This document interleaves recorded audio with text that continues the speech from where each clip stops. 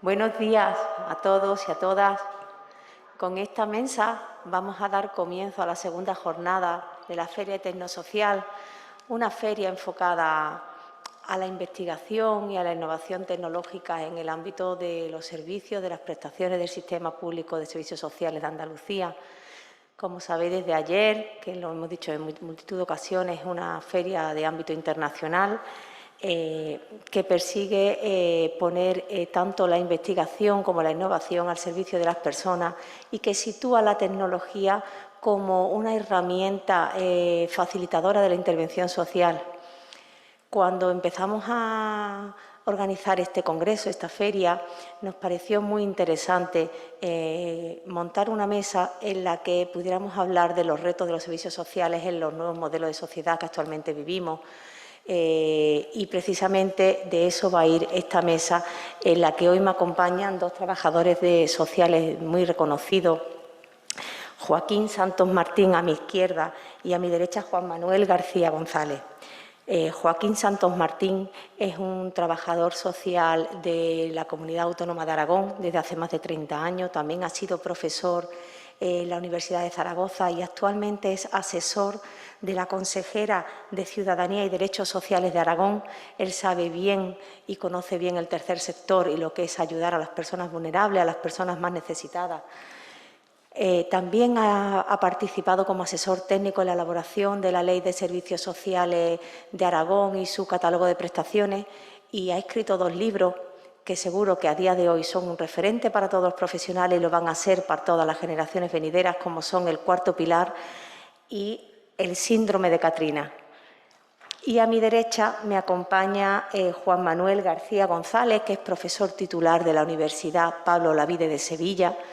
Toda su trayectoria de investigación ha girado en torno a el envejecimiento, la salud pública, las personas centenarias, la soledad no deseada.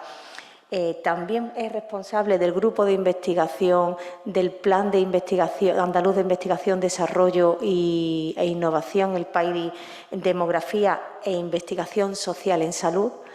Y también es el director de la cátedra compartida de la UPO con Cruz Roja sobre soledad no deseada. Pues con ello vamos a dar comienzo a esta mesa. Vamos a aprender mucho de su trabajo, de sus líneas de investigación, de toda su experiencia, de sus opiniones y yo simplemente, por mi parte, le doy las gracias por venir, por haber hecho ese alto en el camino para acompañarnos hoy. También le doy las gracias a sus entidades de referencia por permitirles estar aquí hoy y que todos nosotros podamos disfrutar de personas referentes del sector como lo son ellos dos. Así es que os dejo con los ponentes. Sin más, muchísimas gracias y damos comienzo. Bueno, pues buenos días y muchas gracias por la presentación, por la invitación y buenos días a todos, a todas los que estáis en la sala y los que nos seguís en streaming. Bueno, el tema ya se ha planteado cuál es el reto que tenemos en los servicios sociales, o el sistema público de servicios sociales, ante las realidades que estamos viviendo. Yo creo que muchas son de largo alcance y de largo recorrido y que van adquiriendo nuevas situaciones. Ya veréis que los retos tampoco son retos especialmente nuevos. El esquema de la intervención que voy a hacer va en 3 pasos, en 3 momentos. Un primero con algunas características del entorno sociopolítico actual, que ya digo, ya lo veréis que no son cosas especialmente novedosas. Las debilidades propias del sistema público de servicios sociales y estructurales que tendríamos que ir superando, que vamos superando las últimas décadas, pero que seguimos viviendo en esas dificultades, y algunas propuestas proactivas para acabar. Empezamos entonces con el primer reto, siempre es saber dónde estamos. Y una de las dificultades que tiene el sistema público de servicios sociales o los servicios sociales es el entorno conceptual en el que se supone que se tiene que desarrollar el sistema público de servicios sociales, que es el estado de bienestar. En realidad, el concepto de estado de bienestar está en crisis o en cuestión desde hace más de 40 años, aunque sigue resistiendo y se sigue utilizando en el lenguaje habitual, y habitualmente estamos hablando todo el mundo de estado de bienestar, pero lo cierto es que es un tema que está en discusión internamente. Los que estamos a favor del estado de bienestar estamos en continua discusión sobre qué debe ser o qué debería ser, y desde fuera se cuestiona la existencia misma de ese estado de bienestar y su permanencia. En realidad no hablamos todos de lo mismo cuando hablamos de estado de bienestar. En realidad, desde mi punto de vista, el estado de bienestar, como señala Ignacio Sotelo en un libro, El Estado Social, que es estupendo, debería ser un camino de acercamiento hacia la igualdad social. Y eso es lo que le diferenciaría de otros modelos que él mismo define conceptualmente. Siempre que se habla conceptualmente, estamos hablando en ese contexto conceptual entre Estado social, que sería simplemente una serie de garantías del Estado hacia los ciudadanos, del Estado de bienestar social que debería tener o que tiene la voluntad de acabar con las desigualdades sociales, o al menos de una forma estructural. Y lo que en nuestro país y en el conjunto de Europa es el estado de bienestar, es una superación del modelo de beneficencia del que venimos, no solo los servicios sociales, sino el conjunto de las políticas sociales. La beneficencia se caracteriza fundamentalmente por una dualización de la sociedad. Aquellas personas que tienen derecho de acceso a una serie de prestaciones y aquellas que tienen derecho a otras. De hecho, las dificultades de los diferentes modelos de estado de bienestar actual tienen que ver con una vuelta a la dualización de las atenciones y, por lo tanto, al mantenimiento de las desigualdades sociales. En su momento, el estado de bienestar, después de la Segunda Guerra Mundial, que se estableció, bueno, aunque tiene origen en momentos anteriores en función de los países, no dejó de ser un pacto de suma no cero, quiere decir, un pacto entre las diferentes corrientes políticas de aquel momento a favor de una estructura que efectivamente tendría que generar derechos y caminar hacia una mayor cohesión social. Pero las corrientes desde hace 40 años y algunas desde hace más recientemente, desde hace unos 20 años, hay diferentes corrientes de pensamiento político que cuestionan el estado de bienestar, el ultraliberalismo y el ultraconservadurismo, que plantean que el Estado no tiene que garantizar las prestaciones sociales y, por lo tanto, que tiene que ser la sociedad la que se lo provea por sí mismo. Eso cambia en función de cómo se configuran las políticas sociales, tenemos más o menos estado de bienestar o un estado de bienestar social más o menos sólido. Y eso condiciona lo que podamos hacer o dejemos de hacer en el sistema de servicios sociales o los servicios sociales concebidos como sean fuera de cualquier tipo de sistema del estado de bienestar. Y desde corrientes populistas, de una forma más reciente, se plantean algunas ideas como, por ejemplo, la de la comunidad de bienestar. Es la propia comunidad social la que tiene que proveer los recursos, sea eso lo que sea, o se proponen una serie de políticas sin un respaldo económico detrás o sin una voluntad real de cambio estructural de la sociedad. Se desconfiguran en realidad los sistemas tradicionales del estado de bienestar y se plantean cosas que bueno, no sabemos muy bien, o yo por lo menos no sé muy bien a dónde va. Incluso en algunas ocasiones volvemos a modelos cercanos a la beneficencia. Otra de las características de la sociedad o del momento sociopolítico que vivimos es el olvido de la estratificación social como una clave de interpretación de la realidad. Nos olvidamos de que existen las desigualdades sociales y tendemos a uniformizar la existencia de los problemas que vienen en la sociedad sin identificarlos con una estructura que los genera. Y, de hecho, una de las metáforas que más se ha extendido en los últimos años, no es la única, desde luego hay muchas otras, pero por comentar una, y no me da tiempo a más, es aquella que hablaba de arriba a abajo, es decir, la casta y la élite y el pueblo, ¿no? Eso nos olvida o nos hace olvidarnos de las claves de estratificación social sin darnos cuenta que hay muchísimas más estructuras sociales, muchísimas más diferencias sociales que no se pueden explicar en torno a esa metáfora arriba-abajo. La metáfora en el estado de bienestar y la metáfora de los servicios sociales siempre ha sido dentro-fuera. Aquellos que están dentro del sistema y aquellos que se quedan fuera por la propia estructura. Si se nos olvida eso, difícilmente podemos construir un sistema público de servicios sociales. Y luego existen una serie de nuevas o viejas, en realidad muchas son viejas, quiebras sociales. Evidentemente, una muy importante en nuestra sociedad, que es la que tiene que ver con el envejecimiento, y que es un problema y un reto al que tenemos que enfrentarnos y que mucho no me da tiempo a desarrollar. Así que me interesa más. Otra realidad social que es emergente y que nos está generando enormes dificultades en nuestro país y en el conjunto de Occidente, que es una quiebra generacional. Una quiebra generacional entre la generación que tiene alrededor de 40 años, que ha alcanzado el poder en nuestro país recientemente. De hecho, todos los secretarios generales de todos los partidos de ámbito estatal tienen esa edad, que tiene una característica fundamental que es el adanismo, es decir, que se olvida de que hay una experiencia previa y que tiende a inventarse el mundo de cero. Inventarse el mundo de cero es imposible, siempre estamos en una sociedad que viene de muy atrás y las cosas no se suelen inventar, se suelen evolucionar. Pero no me da tiempo, lo digo como provocación también para que luego pueda haber preguntas. Evidentemente la quiebra campo-ciudad, que sigue existiendo y cada vez es más importante y de hecho está generando importantes movimientos de carácter social y político. La diferencia o la quiebra entre la España vaciada y la España llena, que suele ser la España de la costa y la España del interior, aunque no necesaria y únicamente. Seguimos teniendo las diferencias norte-sur. Y una diferencia muy importante que empieza a aparecer y que caracteriza y tiñe absolutamente toda nuestra realidad social, y es la digitalización, las nuevas tecnologías, que están generando una enorme fractura entre las personas que no tienen acceso a esos medios, y la ausencia de presencialidad en la atención, que tiñe absolutamente todos los servicios, todo el sector servicios, ya sea servicios privados, ya sea servicios públicos.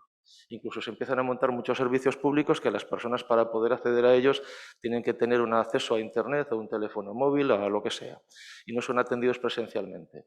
Eso genera una enorme dificultad y una vulnerabilidad tremenda en las personas más débiles, y eso está tiñendo absolutamente toda la acción, incluso de nuestro propio sistema o de sistemas cercanos como el de la seguridad social. De forma que está todavía generando más exclusión y más personas alejadas o fuera. No puede ser que para pedir una prestación no se le atienda a las personas presencialmente. Debilidades de nuestro propio sistema. Pues tenemos una serie de debilidades estructurales. El estado de bienestar siempre se ha estructurado en sistemas verticales cerrados en sí mismos y en teoría nuestro sistema es uno de ellos. No sé si os dais cuenta, pero somos un único sistema que reivindica ser un sistema del estado de bienestar, lo cual en sí mismo también no deja de ser un problema. Tenemos un problema histórico y es de dónde surgimos. Nosotros surgimos desde hace 40 años, no existía el sistema de servicios sociales antes de la Constitución, en realidad antes de los estatutos de autonomía, porque el propio texto constitucional no recoge el sistema de servicios sociales como tal, es una construcción de las comunidades autónomas a partir de la competencia exclusiva en asistencia social, interpretada desde el punto de vista de los derechos fundamentales recogidos en el título primero de la Constitución. Venimos de ahí, pero en realidad el paso anterior es la beneficencia, y es una construcción, las competencias estaban todas repartidas en 4 ministerios del Estado, del Gobierno de España, y en las administraciones locales, diputaciones provinciales y ayuntamientos. Cada comunidad autónoma ha construido a partir de ahí su propia estructura. Pero eso nos da una enorme debilidad. No estamos en el ámbito, bueno, ahora lo concretaré un poco más, no tenemos una estructura jurídica constitucional, estamos construidos fuera de eso y eso nos genera una serie de características que luego veremos y nos dificultan la vida.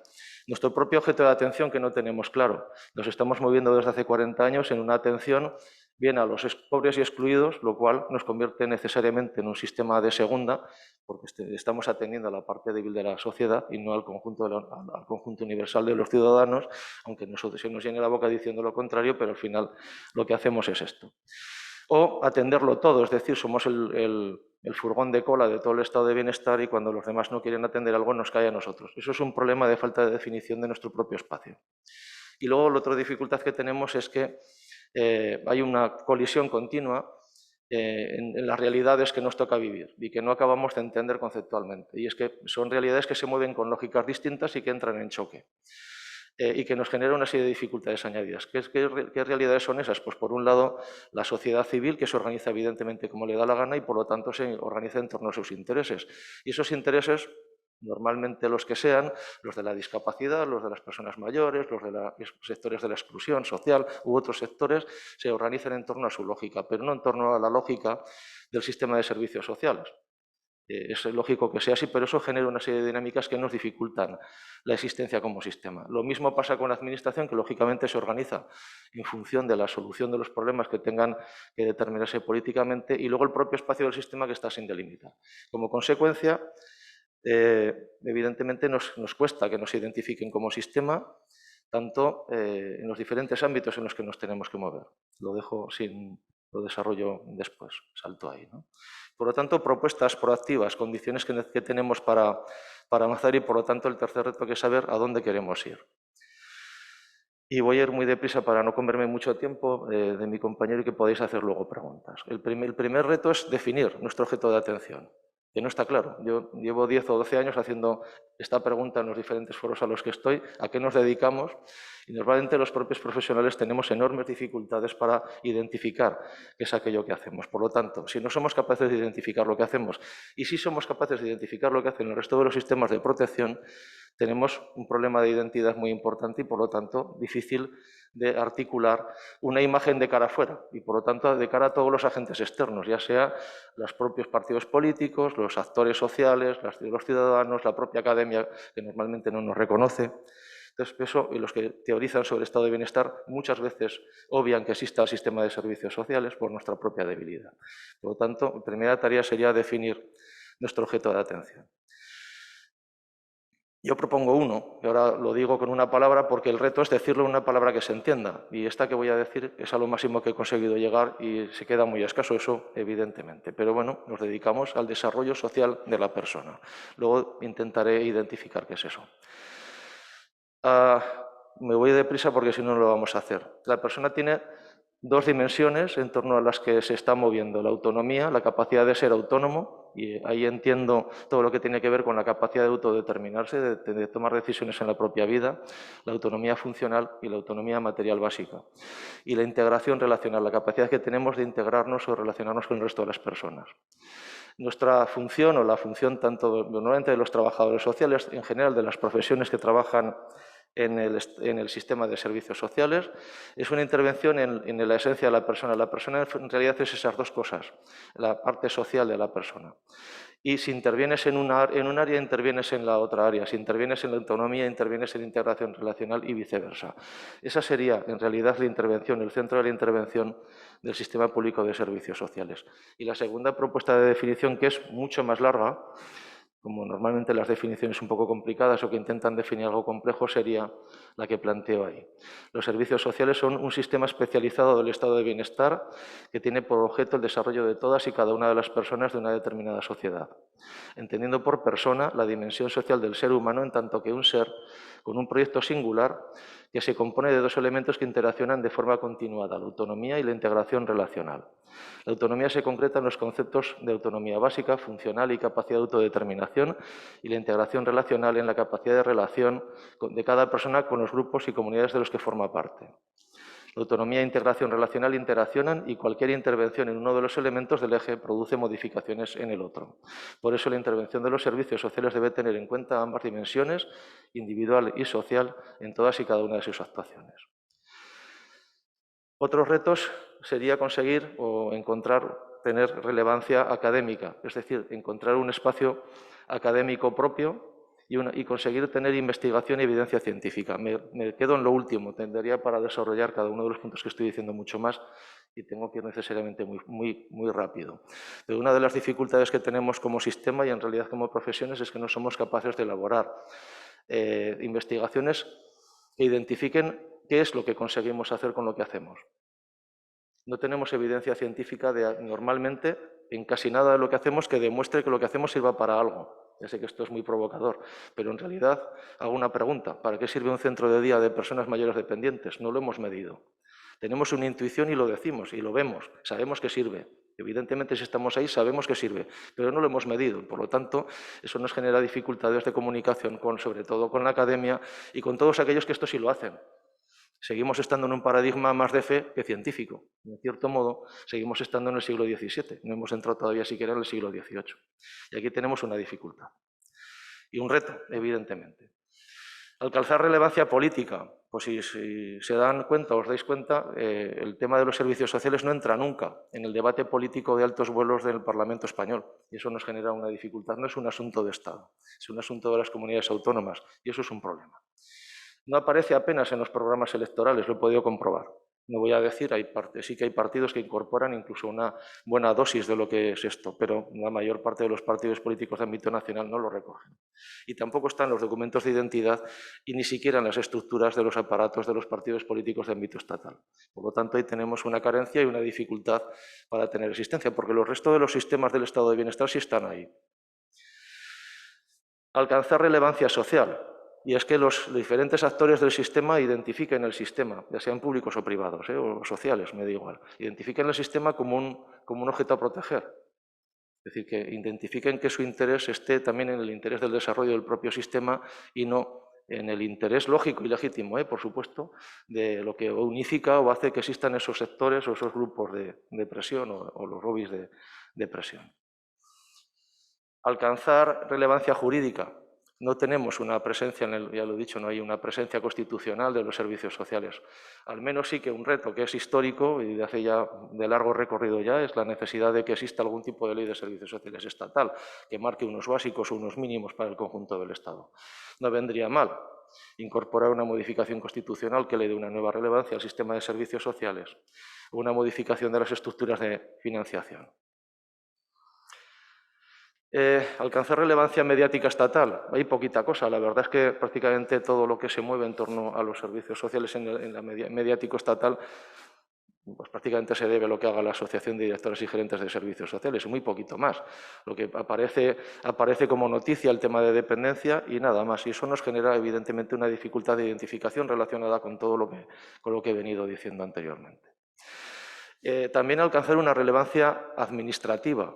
Todas las carreras o las profesiones, perdón, más que las carreras, las profesiones que estamos fundamentalmente presentes en el sistema público de servicios sociales, especialmente la del trabajo social, pero no solo, somos profesiones que se identifican en las escalas administrativas como grupos A2, que nos impiden, sí que nos permiten ser directores generales o sí que nos permiten ser consejeros, que son puestos políticos, pero no podemos alcanzar la pirámide de la estructura administrativa de las administraciones, que se tiene que dejar a plazas o a puestos de otro tipo de profesiones que no tienen presencia en el sistema y, por lo tanto, acaban no pudiendo o teniendo que aprender de cero lo que es el sistema cuando llegan, y mientras que los que estamos haciéndolo desde hace años no tenemos esa capacidad desde el punto de vista puramente administrativo. Eso, en teoría, con la aparición de los grados universitarios debería estar resuelto ya, pero evidentemente no está resuelto. O por lo menos no está resuelto en muchas administraciones. Y por último, redefinir la profesionalidad. Los profesionales de los servicios sociales tenemos una dificultad, especialmente lo que tiene que ver, se nos llena la boca, vuelvo a ser un poco provocador, se nos lleva la boca hablando de la persona es el centro del sistema. Pero lo digo también en tono provocador. En general, si os damos cuenta, todo tipo de reivindicación que hacemos profesional, tanto por parte colegial, y yo he formado parte de estructuras colegiales, que decir, no es una crítica a los colegios, como los propios profesionales, es siempre o casi siempre es mirarnos al ombligo. Y eso lo hacemos, por ejemplo, en la forma que entendemos la prescripción facultativa, no solo en nuestro sistema, sino en los demás. Cuando hablamos de prescripción facultativa, ¿de qué estamos hablando? ¿De la atención a la persona o de lo que pensamos nosotros? Y no me da tiempo a desarrollarlo mucho más, lo lanzo como una provocación, pero si estamos pensando en que el centro es la persona, tendremos que hacer lo que ellos quieran y no lo que nosotros queramos. Y lo dejo aquí, abierto a las preguntas que queréis hacer después.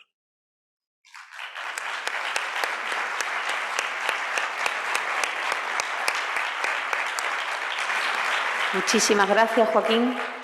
¿Hay alguna pregunta? Pues entonces le cedo el turno a Juan Manuel García, cuando tú quieras.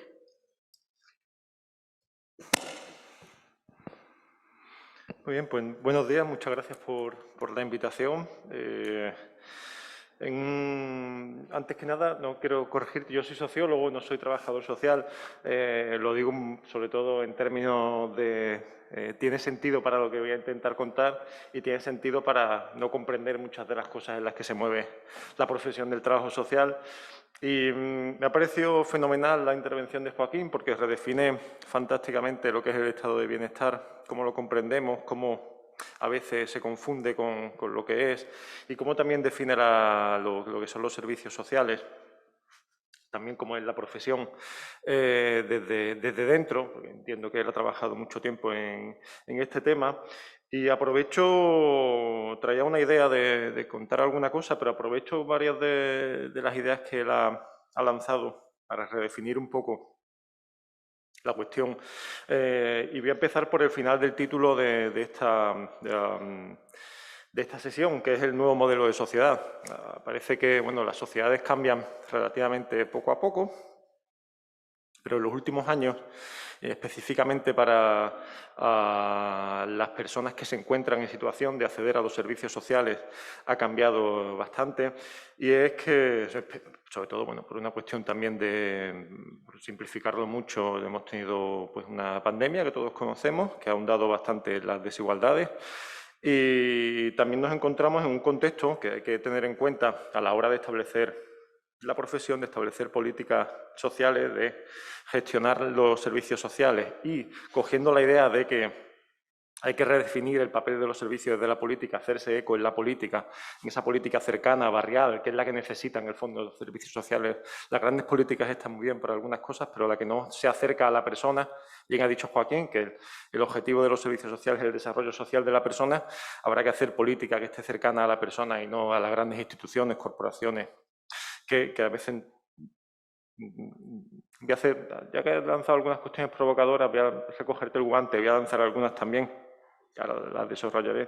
Pero bueno, estamos en un contexto muy polarizado, con muchas dosis de posverdad. En los medios aparecen muchísimas noticias en las que ahora estamos haciendo un proyecto sobre ese tipo, cómo los medios a veces lanzan noticias tendenciosas para que nos muestren una realidad, para crear una opinión pública sobre problemas o bien que no existen, eso se ha visto claramente, como el PIN parental, por ejemplo, por citar un ejemplo muy reciente, o por crear otros problemas que no existen, como es la amenaza del envejecimiento, que tiene mucho que ver con todo esto, la amenaza de la inmigración, es decir, un poco de alarmismo que no tiene mucho sentido, pero que tiene ciertas tendencias o ciertas ideas ideológicas polarizantes de separar a grupos, maniqueas, los buenos y los malos, que tiene mucho sentido en eso, porque también, lo quiero relacionar, no quiero irme a lo grande, en esta concepción maniquea de la sociedad se está estableciendo la idea de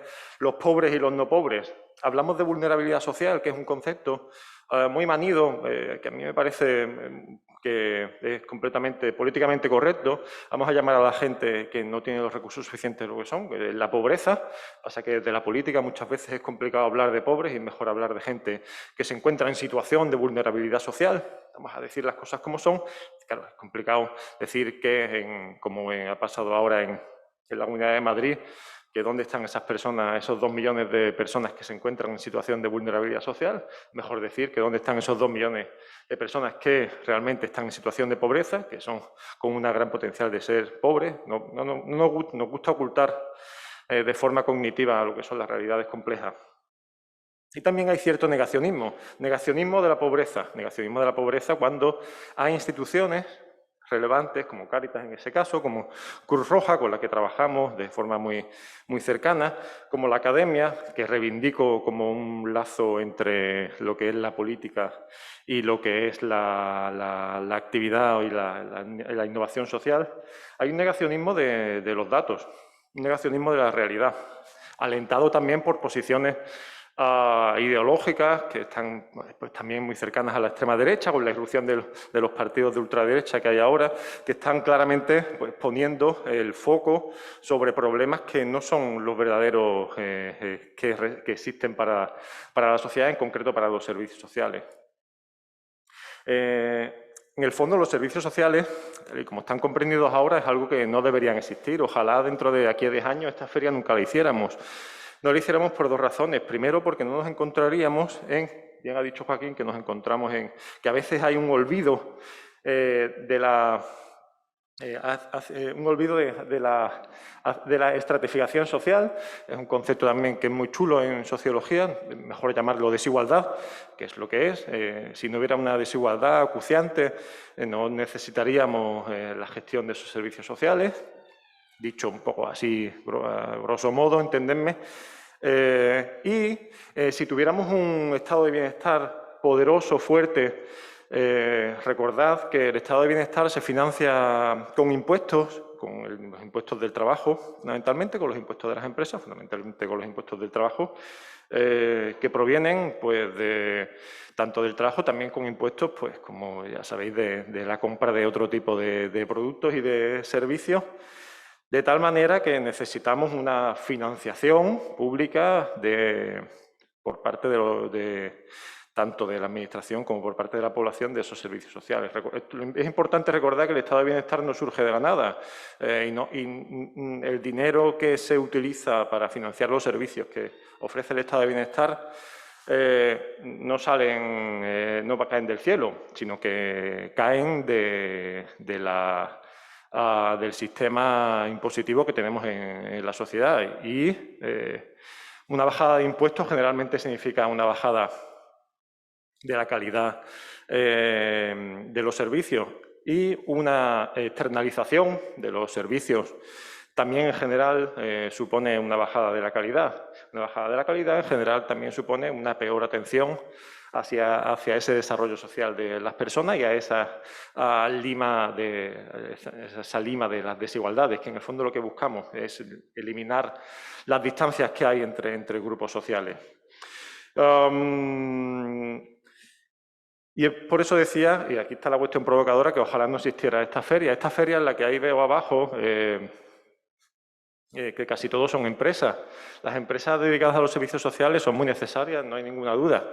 Pero con un estado de bienestar fuerte, con servicios sociales fuertes públicos, haría menos falta tener una dependencia de organizaciones privadas externas que, no nos podemos engañar, buscan por un lado el beneficio, por supuesto, y la ayuda a las personas, pero evidentemente su principal objetivo es el lucro. Son así, son empresas y de esa forma no nos podemos engañar. No estoy diciendo que no sean necesarias, sino que simplemente deberíamos depender menos de ellas como sociedad. Y esto lo veo importante con un ejemplo concreto, con las residencias de personas mayores. En Andalucía, por centrarnos en lo que tenemos aquí, al final esta feria está más centrada en Andalucía, tenemos unas 600 residencias. Está muy bien porque hasta 2020 no teníamos un listado de residencias, no se sabía ni cuántas había, lo cual, menos mal que ha venido la pandemia para para listar un número de residencias de mayores, era muy curioso, de las cuales solo 17 son completamente públicas. ¿Qué quiero decir con esto, con este ejemplo muy concreto? Que bueno, que a lo mejor un servicio de residencia de mayores que estuviera completamente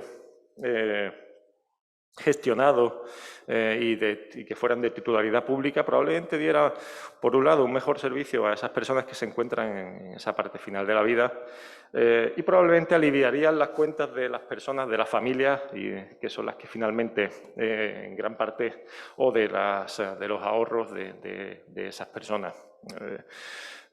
Solo poniendo ese ejemplo, entonces, en este contexto polarizado, negacionista, con mucha posverdad,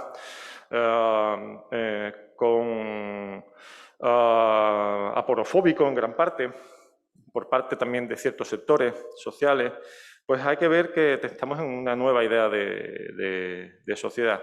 Que hay que comprender que para poder ofrecer una serie de servicios sociales desde lo público, y aquí insisto mucho, desde lo público, teniendo en cuenta también aquí a la delegada territorial, tuvimos ayer a la consejera, mañana habrá muchos directores generales de la Consejería de Igualdad y Políticas Sociales, pues creo que es importante entender y admitir y no negar que estamos en una sociedad que es diversa, en la que hay muchas personas muy diferentes, que provienen también de espacios diferentes, tener una consideración de la diversidad cultural que enriquece sin duda a la sociedad y que también le genera retos, que bueno, son retos que llevan desde hace mucho tiempo, y que también es una sociedad desigual, muy desigual.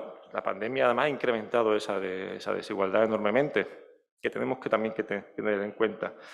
Y también es una sociedad más moderna, con lo que llaman ahora la interseccionalidad, en la que se van mezclando problemas asociados a diferentes características de las personas, como son la etnia. Recordad que las razas no existen, y cuando nos hablan de eso nos están introduciendo unos conceptos del siglo XIX, del género. Aquí agradezco la verdad que el papel que hace la Consejería de Igualdad por la igualdad de género es loable en el marco en el que se encuentra y con los socios que tienen en ciertas ocasiones. y una sociedad que es importante también ver que está envejecida en esa interseccionalidad de género, edad, generación, etnia, en la que tenemos que encontrar los puntos de encuentro, valga la redundancia, para la creación de políticas públicas que estén basadas, y aquí también cojo la idea de Joaquín, en una cuestión académica, en un rigor académico, en un rigor de datos, en un rigor científico, un rigor basado en la investigación importante, proyectos que sean basados en evidencia, basados en datos, que haya esa relación entre la investigación y la política, y que sea, aquí me consta, y también se agradece mucho, hace poco se aprobó el primer plan de investigación e innovación en servicios sociales. Yo entiendo que la Consejería nos tiene muy en cuenta a la academia. No quiero decir que nos tengan en cuenta como sociedad, simplemente quiero decir que tengan en cuenta los datos y las investigaciones que sustentan políticas que estén basadas en esos datos y no en pulsiones, utilizando aquí el concepto más freudiano. ¿Por qué es importante esto? Porque al final hay la gestión de políticas basadas en esas pulsiones pues no tienen un recorrido largo, mientras que aquellas que están basadas generalmente en la ciencia, ahora por cierto, se ha hecho la Comisión de Ciencia en el Congreso de los Diputados para que las políticas, o gran parte de las políticas, estén basadas en esas evidencias, pues eso va a hacer que tengamos políticas que en un marco de libro blanco estén basadas en esas evidencias y también en esas proyecciones que pueda haber en el futuro próximo, y que de esa manera pues vamos a utilizar el concepto de mayor eficiencia, que me gusta muy poco, pero bueno, creo que se entiende bien de esas políticas.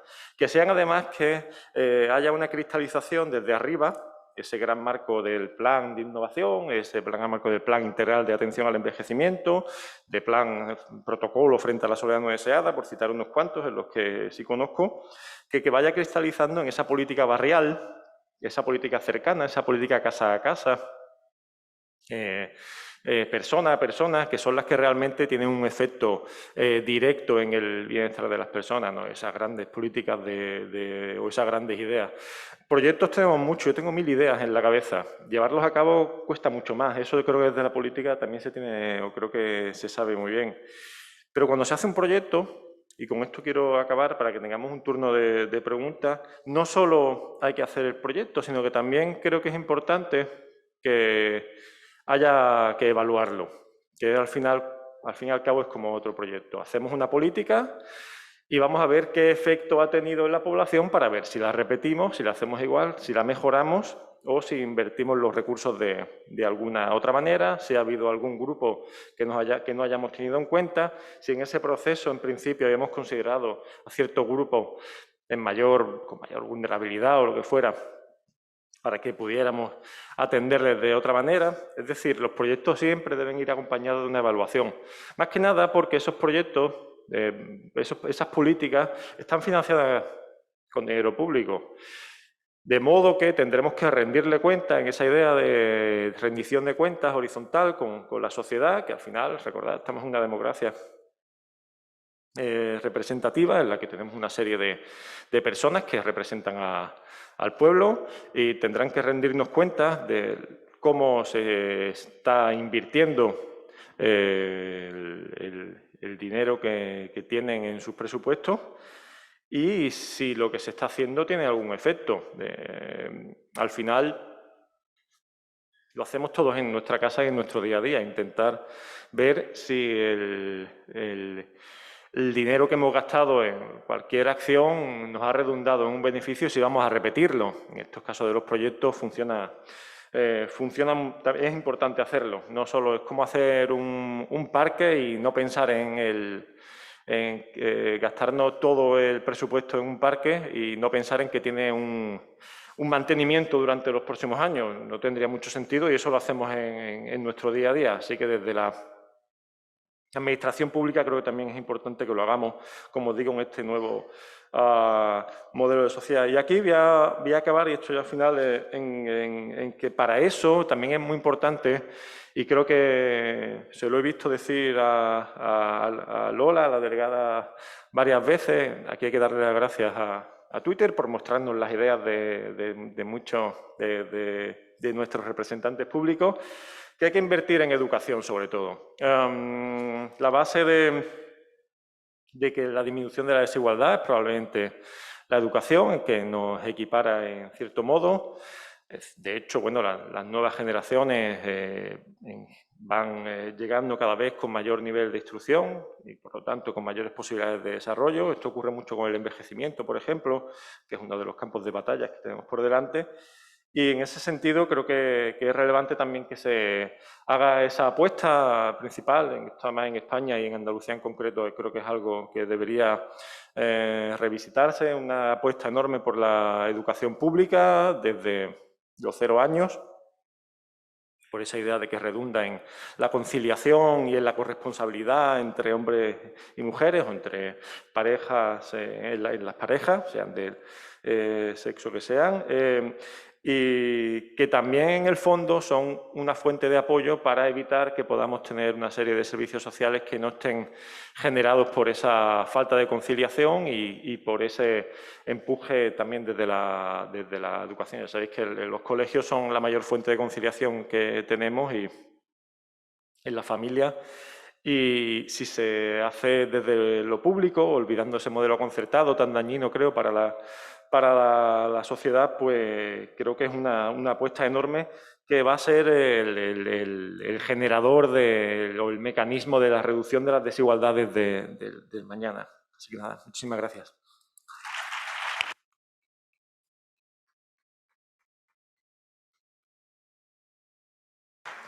Nos queda muy poquito tiempo para la siguiente mesa.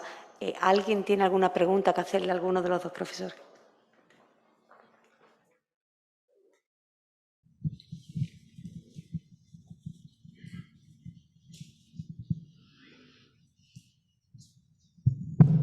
Buenos días. Muchas gracias por las presentaciones. Yo quería hacer una pregunta a Joaquín y era relativa al impacto que puede tener la COVID en el cambio del modelo de bienestar, en la legitimidad de la intervención colectiva.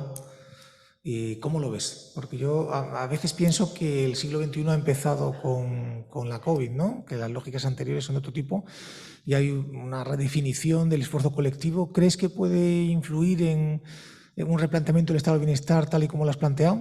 Gracias.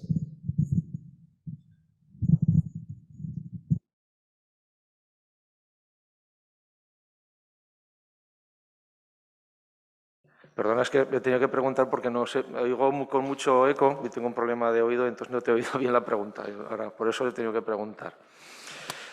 Yo creo que la pandemia o la COVID y luego ahora mismo el mismo fenómeno de la guerra de Ucrania, la crisis del año del 10 y del 11, están provocando un cambio, un terremoto absoluto de lo que estamos viviendo. Es decir, el mundo que va a salir de todas estas crisis una detrás de otra no se parecerá demasiado al mundo de antes. Y yo creo que eso obliga a reconfigurar absolutamente todo lo que entendemos y todo lo que organizamos y tenemos que construir. Pero yo creo que al final lo que tenga que ver con el estado de bienestar es una definición política y de modelo de sociedad que queramos construir, y eso en el fondo no cambia. Es decir, lo que creo que no cambia y que sigue existiendo es determinada corriente de pensamiento que viene de 250 años atrás, de la Ilustración, de si queremos construir una convivencia relativamente democrática o no. Y eso es al final lo que tendrá que reconfigurar que queramos construir. Y queramos construir las nuevas realidades que nos toque vivir. Evidentemente, se nos mueve todo por debajo y vivimos un mundo cada vez más complejo y cada vez más incierto. Y hasta esa incertidumbre siempre se trata de intentar crear y estructurar sistemas que nos puedan dar un mínimo de seguridad a los seres humanos. Entonces, cómo que seamos capaces de construir eso o no, dependerá al final de que queramos construir una sociedad en la que podamos convivir todos socialmente en un modelo determinado democrático. Yo creo que la esencia sigue siendo la misma, lo que cambia son las circunstancias sobre las que nos tenemos que adaptar. Y es verdad que el mundo actual lo que se caracteriza es fundamentalmente por la inmensa complejidad y por la inmensa incertidumbre. No sabemos lo que nos va a venir mañana.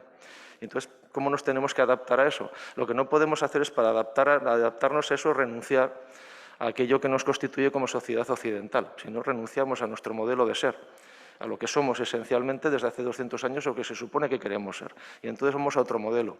Y en la nueva reconfiguración del mundo, que va a salir más que de la crisis del COVID, de la crisis de Ucrania y del cambio geopolítico que va a suponer la guerra de Rusia en Ucrania y, por lo tanto, la reconfiguración de los diferentes poderes en el mundo, nos va a obligar a los europeos a reposicionarnos y, por lo tanto, a reposicionar todo lo que tenga que ver sobre eso, todo lo que tenga que ver con los impuestos, que ha comentado antes mi compañero de mesa, y, por lo tanto, cuál debe ser la intervención de los Estados en el aseguramiento del modelo democrático o no. Y eso es lo que creo que va a estar en juego a partir de ahora. Lo que está en juego a partir de ahora es el modelo democrático. Y acompañado a eso, lo que tenga que ver con el estado de bienestar. Y solo de rondón, lo que tenga que ver con nuestro ombligo, que es el de los servicios sociales. ¿Alguna pregunta más?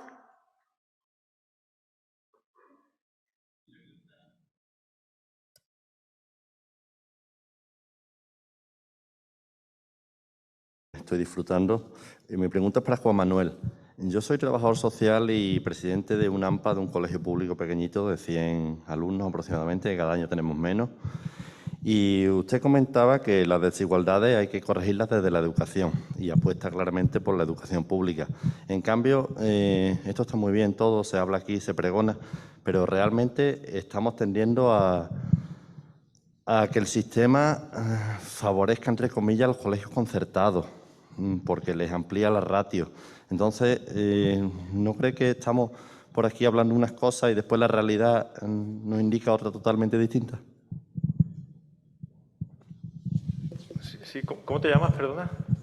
Arturo Flores. Arturo. Pues mira, Arturo, aprovecho tu intervención también para contestar a una que han hecho desde el chat, para que aquí no nos escondemos, que dicen que he hecho una afirmación gratuita diciendo que la educación concertada es algo que dicen que es dañina para la sociedad, pero bueno, en concreto he dicho que el sistema de educación pública es mucho mejor para la sociedad que el sistema de educación concertada, por si puedo corregir, si lo he dicho así, la verdad que no me acuerdo, y que no tiene ningún fundamento y que, bueno, que es algo ideológico y que no lo he hecho sin objetividad ninguna. Bueno, la literatura sobre los beneficios en el largo plazo, en el medio y largo plazo de la educación pública frente a la concertada es amplísima y las evidencias internacionales son amplísimas. España creo que es el tercer país de Europa en la cola que tiene menor porcentaje de colegios públicos y los grandes sistemas de estado de bienestar, como son los nórdicos y la mayor parte de los países, apenas tienen colegios concertados o privados, casi todos de educación pública y todo gratuito. Aquí la educación pública no es gratuita, se paga con nuestros impuestos. También es que a veces creemos que las cosas salen solas y no. Y bueno, quiero decir que hay las evidencias son enormes desde hace años. A mí la educación concertada, de hecho, casi todo lo concertado, las residencias de mayores concertadas me parecen algo tremendo. Me permito recomendar un libro de Manuel Rico sobre la realidad de las residencias de mayores con la COVID, que se han puesto las miserias enormes que hay, que había y que ha habido siempre, pero bueno, menos mal que salen ahora. A mí me gusta mucho decir, gracias a la pandemia hemos descubierto muchas miserias. ¿Es lamentable decirlo? Sí, pero es que es una realidad. Sobre todo eso de la residencia. Entonces, sin duda, evidencia sobre temas hay mucho. La educación, que un sistema fuerte público de educación es en el medio largo plazo mucho más, y esta cosa que gusta mucho a los economistas y a muchos políticos, mucho más eficiente. Y un gran generador de igualdad, claro, más que de igualdad, de equidad, que vamos a hablar las cosas como son, genera equidad y disminuye la desigualdad. Esto se ha visto, sobre todo en un contexto, como decía, que es muy diverso, en el que también ha habido una gran recepción de personas migrantes, en las que también hay que tener en cuenta, en ese sentido un poco, la realidad va por un lado, las políticas a veces van por otro, y las ideas que se lanzan desde la investigación pues, a veces no son tenidas en cuenta como esta. Esto pasa igual con la sanidad. La sanidad concertada, la sanidad privada, es muchísima más, aquí clarísimamente menos eficiente que la sanidad pública. Pero en España, en Andalucía, pues también se está viendo una apuesta por ese tipo de sanidad. Aquí la anécdota, yo el primer día que firmé mi posición como funcionario del Estado, lo primero que hice fue darle las gracias a la sanidad pública y desearle que el sistema concertado que tenemos para el funcionariado se cayera. Bueno, está en proceso de... ¿Por qué? Porque desde las evidencias científicas muestran claramente que todas las privatizaciones y conciertos que se hacen para los servicios públicos, como las claves son la sanidad, la educación y, aquí que tiene mucho que ver, la dependencia, pues son claves que se generen desde o que se apoyen desde la administración. Ahora, para eso tenemos que tener un sistema de financiación basado en impuestos que sea progresivo, que también tenga una grabación a las grandes empresas, a las grandes fortunas y en las que haya una serie de impuestos que sean en ese sentido progresivos, que graben sobre todo al que más tiene, al que más gana, al que más y a aquellos que más pueden aportar y desgraven más a aquellos que estemos en una situación, no me pongo a mí, digo estemos en el sentido del conjunto de la sociedad y sobre todo a aquellas personas que se encuentran en esa situación de salarios mínimos y demás con una presión fiscal bastante grande para lo que debería ser. Pero bueno, resumiendo, aquí podemos decir público 1, concierto, público 5, concierto 0. Aquí la manita estaría clara. Gracias. Muchísimas gracias, Juan Manuel. Sé que os habréis quedado con muchísimas ganas de más, pero para seguir con la jornada, que es muy larga, no nos podemos extender más porque si no ya afectamos al resto de las mesas. Si os parece, damos por terminadas las mesas y muchísimas gracias.